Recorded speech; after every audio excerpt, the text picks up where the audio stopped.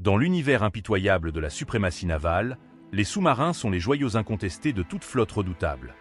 Alors que la marine chinoise ne cesse d'étendre son influence, défiant ses rivaux dans les eaux contestées de la mer de Chine méridionale, une série de technologies révolutionnaires ont émergé au sein du pays. Mais celle dont nous allons parler aujourd'hui surpasse toutes les autres. Imaginez un sous-marin si unique et si furtif qu'il peut rester caché 2 fois plus longtemps que les submersibles les plus discrets actuellement en service. Un atout majeur pour la marine chinoise qui pourrait totalement bouleverser l'équilibre des forces et forcer ses adversaires à réfléchir à 3 fois avant d'engager le combat contre une telle puissance. Dans cet épisode, nous allons découvrir comment la Chine a conçu un sous-marin doté d'un système de propulsion inédit, un exploit technologique que personne d'autre ne possède. Ce bond en avant est une avancée stratégique majeure pour Pékin, qui vise à renforcer sa position dans le Pacifique occidental, une zone où elle concentre ses efforts militaires. Tout a commencé lorsque des images satellites, prises en avril, ont révélé la présence d'un mystérieux sous-marin au chantier naval de Wushan, à Wuhan. L'information a immédiatement captivé les analystes militaires du monde entier. 5 mois plus tard, un rapport a fait état d'un incident impliquant ce même sous-marin, baptisé Type 041, alors qu'il était encore à quai. Mais loin de ralentir la Chine, cet événement n'a fait que souligner l'ampleur du projet.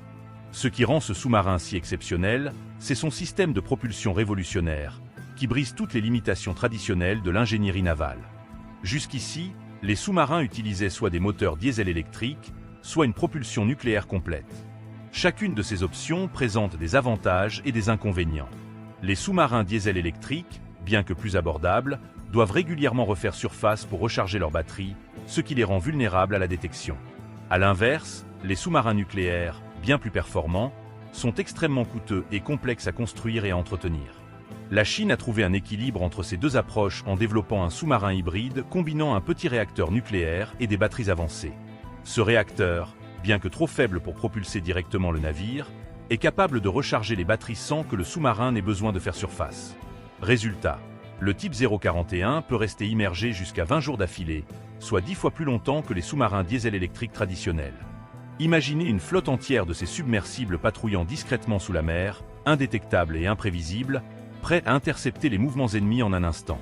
Une telle avancée pourrait totalement bouleverser la stratégie militaire dans le Pacifique. D'autres pays ont tenté de surmonter les faiblesses des sous-marins diesel électriques en développant des systèmes de propulsion anaérobie, AIP. L'Allemagne, la Corée du Sud et Singapour ont intégré avec succès des technologies basées sur des piles à combustible dans leur marine, augmentant ainsi l'autonomie de leurs sous-marins sous l'eau. Le Japon, quant à lui, a misé sur des batteries lithium-ion pour optimiser le stockage et l'efficacité énergétique de ses submersibles. Mais ces technologies présentent elles aussi des défis.